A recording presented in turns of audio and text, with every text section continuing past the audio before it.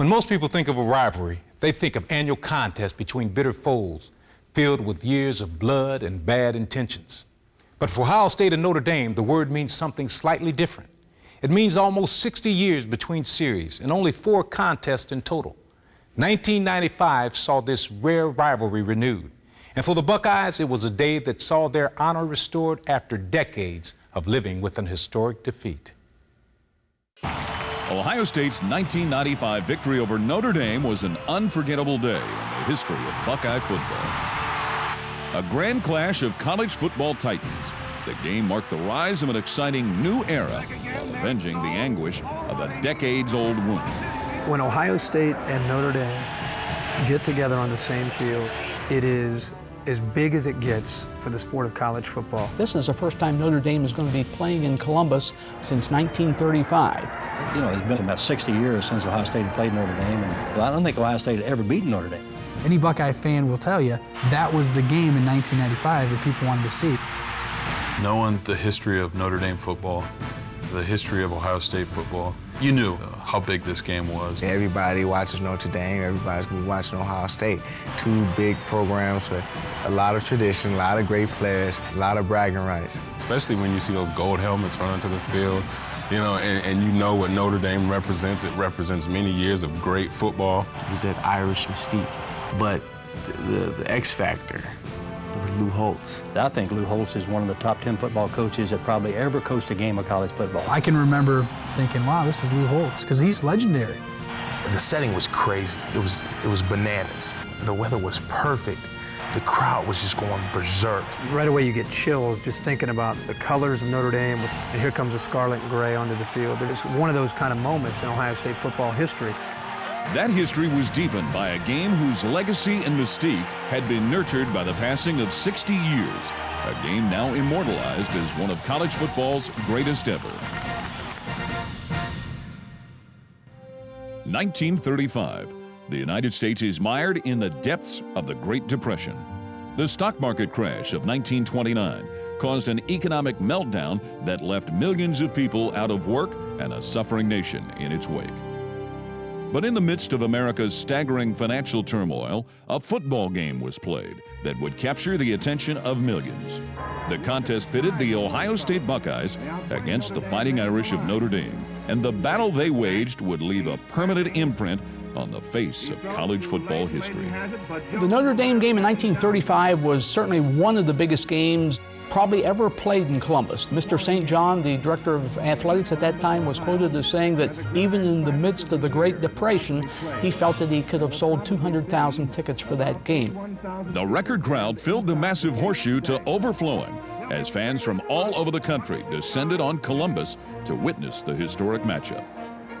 Atop the stadium sat a garrison of the nation's press, including legendary sports writers like Grantland Rice and Damon Runyon. Those without tickets turned to the radio and the nationwide network covering the game. The battle was being billed as the game of the century, and when it was over, no one could disagree. Ohio State was a much bigger team, and they led 13-0 at the halftime. And it's a touchdown for Ohio State. In fact, a lot of the national sports writers were now predicting a real runaway for Ohio State in the second half. But Notre Dame coach Elmer Layden shocked the experts and the Buckeyes too when he pulled his entire starting team and replaced them with second stringers. The tide of the game began to turn, but as the clock wound down, the Buckeyes still led 13-6. With just 2 minutes remaining, Notre Dame scored again to close within 1. But when the extra point failed, a Buckeye victory seemed assured, especially after an Irish onside kick was safely secured. But just 2 plays later, disaster struck. Richard Beltz's fumble was recovered by Notre Dame, and with just 55 seconds left, the Irish were back in the game. On the first play from scrimmage, Andy Pilney stunned the shaken Buckeyes with a dazzling 32-yard run that moved the ball to the OSU 19. A dropped Buckeye interception kept the Irish hopes alive, and on the very next play, their miracle comeback became complete. With just 30 seconds left, halfback Bill Shakespeare hit Wayne Milner in the end zone, leaving the Buckeyes in shock and the Irish in jubilation. Notre Dame miraculously was able to come from behind and win that game 18-13 in a game that has been known by a lot of people to be the game of the century. And the game is over. When the Buckeyes lost again the following year, 7-2 in South Bend, Buckeye fans found themselves aching for revenge. But the pain of defeat would linger for decades, and almost 60 years would pass before the Buckeyes would get another chance at satisfaction.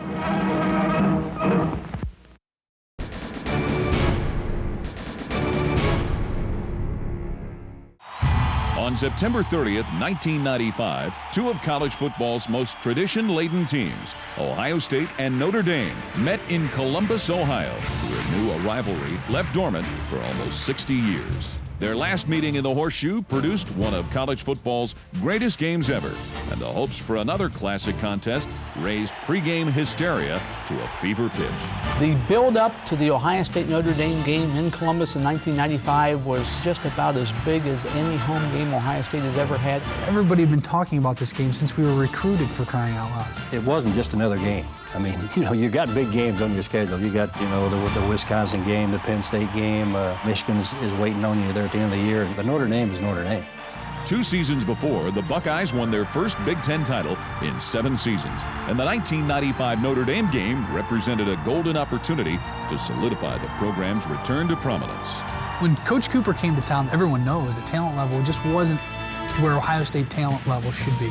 And it was almost a feeling like the young guys that had been a part of this turnaround, the Big Ten championship in '93, all of a sudden we're now juniors and seniors on this team, and we think we can make a difference. This would get them on the map. This would show people in the state of Texas, in the state of Florida, in the state of California, that Ohio State football is back, and it's back in a big way. Early season wins over Boston College, Washington, and Pittsburgh lifted the Buckeyes to the number 7 slot in the national polls and showcased a new offensive strategy never before seen in Columbus. The changes were the byproduct of a key off-season addition to Coach John Cooper's offensive staff. Walt Harris totally changed the way Ohio State now attacked the football game. We started throwing to the running backs. We had plays where 3- and 5-step drops, get rid of the ball, make quick decisions, stuff to keep the chains moving. As a quarterback, it almost opened up a whole different game for me. I wanted somebody who could come in here and help us spread the field, and that's what Walt did. People couldn't gang up on us. Walt Harris made people play a balanced defense against the Buckeyes. To beat Notre Dame, the Buckeyes would need all the firepower they could muster. The Fighting Irish featured one of college football's most potent offenses, led by All-American receiver Derek Mays, fullback Mark Edwards, and one of 1992's most prized prep recruits, quarterback Ron Paulus. When he came to Notre Dame, even before he came there, a lot of people thought, gee, this is a guy that's going to win 2 Heisman trophies. I thought Ron Paulus was a very good college football player. He could run the ball. He could throw the ball well enough to keep you off balance. The best thing he did was run Lou Holtz's offense. The key when we were playing Notre Dame in 1995 was to get after the quarterback. We had to try to put a helmet on Ron Paulus. I mean, if you didn't, he had the potential to really hurt you. But the X factor was Lou Holtz. He brought a lot of mystique with that, pulling off big wins and doing everything to get his team mentally ready to win big games. But I knew that Ohio State was pretty good. They were real physical. And we had some talent, but more importantly, we had good chemistry. But in the days leading up to the game, it remained uncertain whether the Ohio-born Holtz, a former Ohio State assistant, would even be able to stand with his team. 18 days earlier, on September 12th, Lou had had a fairly serious back operation, and up until game time, it had been reported that he would be coaching the game from up in the press box. Holtz had been absent from Notre Dame's sideline the previous 2 weeks. But when his team took the field in Columbus, the diminutive field general took the field with his troops. That's a master motivator that Lou Holtz, is. And he does a great job motivating his football team, getting them ready to play. Holtz needed all his motivational powers to counter an emotionally charged crowd and a contingent of past Buckeye greats back in the Horseshoe for the long-awaited rematch. I'm standing hand to hand, side by side with these guys, waiting for the team to come out and play arguably the biggest game that Ohio State's seen in a very long time. In fact, in their pregame activities that afternoon, Ohio State saluted the 18 living members of the 1935 team that were on hand to see the game played 60 years later. And that just shows you how much tradition means to this state and this city of Columbus, the Ohio State football tradition. It was amazing. When the pregame festivities came to a close, a then record crowd of over 95,000 fans turned their attention to the main event. He's at the goal line, will run it out, 10, 15, he's at the 20, 25. The Buckeyes started fast, employing every element of their new multi-tiered attack. Their second drive carried them all the way to the Irish 3-yard line, but instead of taking the easy 3 points, the Buckeyes gambled for something more. I knew that, hey, a field goal's not going to win this game. We're going to have to score, 2 or 3, 4 touchdowns, and you're not going to get that many opportunities. Those type of things get second-guessed all the time, but as a player, you like it when your coaches say we have confidence in you. It turned out to be a little backfire because the momentum now shifted from Ohio State to Notre Dame in a matter of one play. From their own 3-yard line, the Irish embarked on a 16-play drive that consumed the rest of the first quarter and eventually ended with a 20-yard Kevin Kopka field goal. Notre Dame gets on the scoreboard first. On their next possession, the Irish continued to roll, and a 62-yard drive culminated with tailback Randy Kinder's 2-yard touchdown run. Kinder, he's into the end zone, touchdown Notre Dame. So it's 10-0. We had given up 2 long drives against Notre Dame. But still, I remember sitting on the sidelines with the rest of the defensive players, and we were all talking about, okay, come on, we got to get our act together here. And thankfully, we had the kind of an offense that could put some points on the board to let us make a few mistakes defensively. That offense was built on big play explosiveness, and a 51-yard catch and run by Buster Tillman set up a 10-yard strike to receiver Terry Glenn to get the Buckeyes on the board and back in the game. And the Buckeyes are on the board. Undaunted, the Irish marched the ball right back and took a 17-7 lead when Kinder again carried the ball across goal. With just 4.5 minutes remaining in the half, the Buckeyes sensed the game stood at a crossroads. Going to 17-7, you got a long way to roll in the second half. And I think that pretty much told us that we got to put our foot on the gas pedal here, or they're going to run away with this thing. With a newfound urgency, the OSU offense pieced together a 12-play drive that climaxed with a twisting touchdown grab by split end Demetrius Stanley. That's one of the best catches I think you'll see in college football. Until I seen it on film, I didn't even know what I had done. He threw it over my inside shoulder, and I was going on a post route to the outside. The ball was going to be behind me and long. I just remember him making an unbelievable adjustment to the ball. And I turned, I saw this little black dot in the sun, and I put my hands where the black dot was, and there was the ball.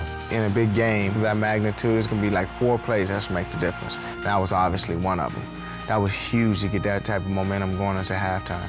We're going to the locker room thinking, we've done everything wrong. Let's right the wrong here and go out and shut these guys down and pick up the biggest win in Ohio State in a long, long time.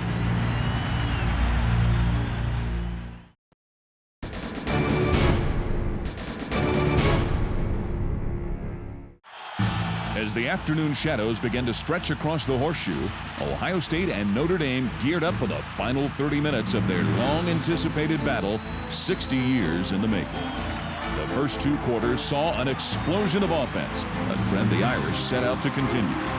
Moving at will, the Notre Dame offense drove the ball to the Ohio State 3-yard line.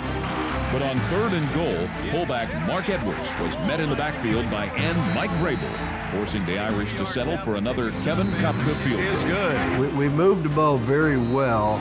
We couldn't quite get it into the end zone when we got down there. And here they are getting 3 points, but yeah, it was a big momentum boost for that defense because they had not crossed our goal line. But when the Buckeye offense was unable to answer, it looked like the Irish were in perfect position to assume complete control. That's when the game took a radical turn. When it's high, not very deep though. Mosley went back, the ball get off of him. It's a loose football. It's Ohio State ball. Turnovers are the most important ingredient, I think, in determining whether or not you win or lose football. And that was probably the turning point in the ballgame. Just 3 plays later, the Buckeyes were in the end zone. He has the first down. Did he get into the end zone? Touchdown! But Notre Dame refused to fold, and in the face of a hostile crowd and blanket coverage by cornerback Sean Springs, Ron Paulus hit Derek Mays for 56 yards to quiet the crowd. But on 3rd down and 5, it was Springs, not Paulus, who got a taste of revenge. And I knew if they saw me impressed, they would try to run the fade. I walked up on him and jammed him, and he stopped. And someone just told me, flip around and run and go get the ball. In what was quickly turning into a game of big plays, the Buckeyes promptly turned in one of the biggest. Completes it to Glenn for a first down, 35-40. He's going to run away for a touchdown, 40. One of the most exciting plays I've ever seen in Ohio Stadium was Terry Glenn's 82-yard run for Ohio State's second touchdown in the 3rd quarter.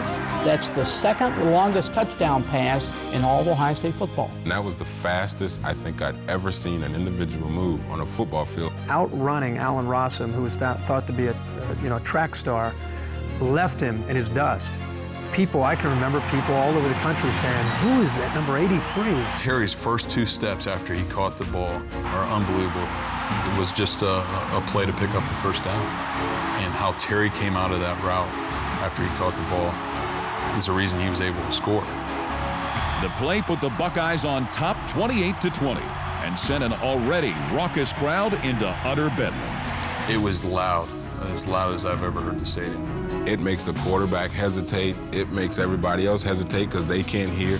They have to wait for the ball to be snapped before they can start. So the crowd is very important. With the echoes of the Horseshoe ringing in his ears, Paulus lost control of the center exchange. Co-captain Matt Bonhouse fell on the ball to snatch the 3rd Irish turnover in less than 3 minutes. That's when you know you got a team right in the palm of your hands. You have the crowd behind you, 100%. That's when you turn it up another notch and you pretty much demolish them. Give goes to Eddie George. Eddie George's touchdown opened the 4th quarter and capped a 5-minute span that saw the Buckeyes score 21 points and take a 35-20 lead. The Irish, however, refused to die, and Randy Kinder's 3rd touchdown run provided a brief glimmer of hope. But unlike 1935, when Notre Dame staged a miraculous 4th quarter rally, the Buckeyes made sure history would not repeat itself this afternoon. Pitch sweep goes to Eddie George. He has some daylight, 25-30. Eddie George's 61-yard sprint set up his 2nd touchdown of the day and served notice to the nation of his rising stardom. Steady Eddie George. Before the Notre Dame game, Eddie was a good running back. Once we beat Notre Dame, and the famous picture with all the Notre Dame jerseys trying to chase down Eddie George catapulted him into the spotlight. Pulling on the give. Eddie George with the carry. End zone touchdown, Ohio State. Ohio State winning and Eddie George being one of the stars had a lot to do with kind of starting the momentum of his Heisman Trophy run that year. You know, that was the first time actually that the fans and everybody started the Eddie chant. It felt good that day. Josh Jackson's 35-yard field goal closed out the scoring at 45-26, the most points ever scored on a Lou Holtz coach team. All that remained was for the clock to run out and for the celebration to begin. Ohio State has beaten Notre Dame today, 45-26. For the Buckeyes and coach John Cooper, the 1995 win over Notre Dame stood as a definitive answer to critics who claimed the program had fallen from its historic heights and a clarion call that for Ohio State, the best days were yet to come. Not only was it a big win for Ohio State as a program, it was a big win for John Cooper to be able to say, whew, finally, not only did we beat Notre Dame, I beat Lou Holtz, who was a part of Woody Hayes and the legacy. We did it, I did it, we can move on. When you beat a Lou Holtz coach football team with the talent that Notre Dame have, you've accomplished something. No question about it. That was a game that suddenly now fans thought, okay, they can win the big one. Huge win on national television when all eyes are on you to go in there and perform and pull out a victory. And to have a beautiful day like that against Notre Dame and to beat them the way we did, and it's the reason why you play this game is for those Saturdays in the Horseshoe.